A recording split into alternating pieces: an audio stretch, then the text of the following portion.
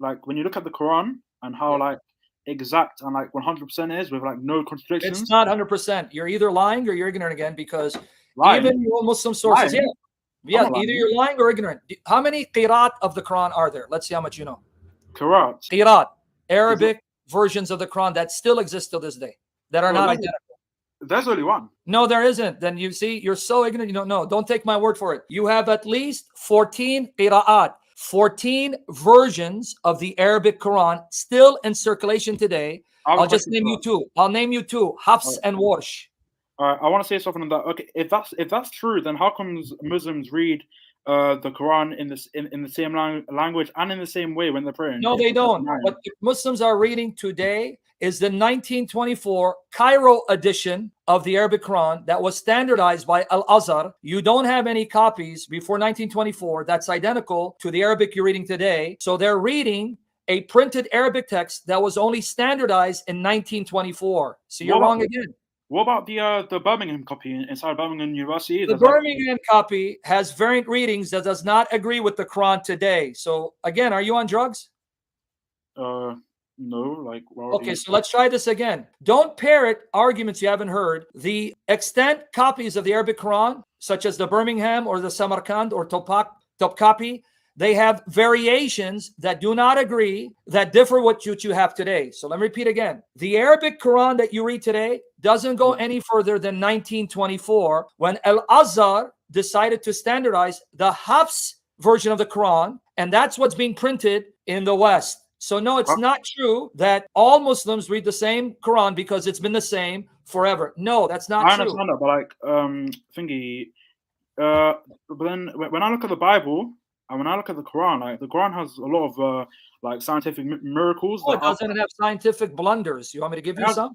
It talks about embryology though, and that was already. No, it doesn't. It parrots the embryology of the Greeks, such as Galen and the 4 stages. It is plagiarism from what the Greeks taught that the Syriac-speaking Christians had translated, that the Arabs then picked on, and that's what you find in the Quran. You are giving me arguments that have been destroyed for over 20 years. Where you been, man?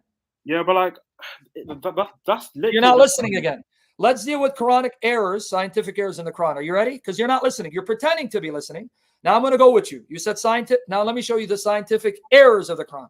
Open up chapter 2, verse 29. He's the one who created everything in the earth for you. Then he turned towards... Slowly. He created everything in the earth for you? Yep.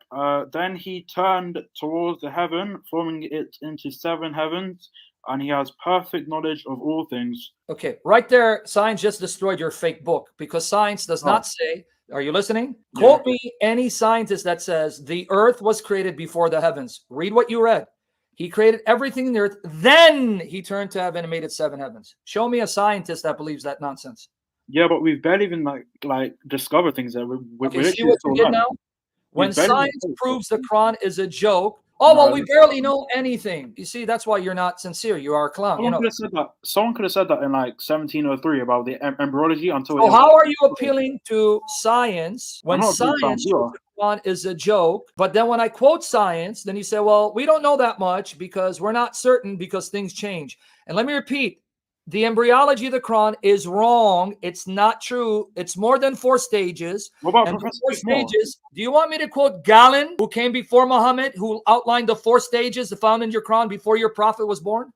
Yeah, but you can say that. But like, what makes me want to like lean towards Christianity when it always has a bunch of? Okay, so do you admit you were very ignorant for following Quran because the reasons you gave are stupid?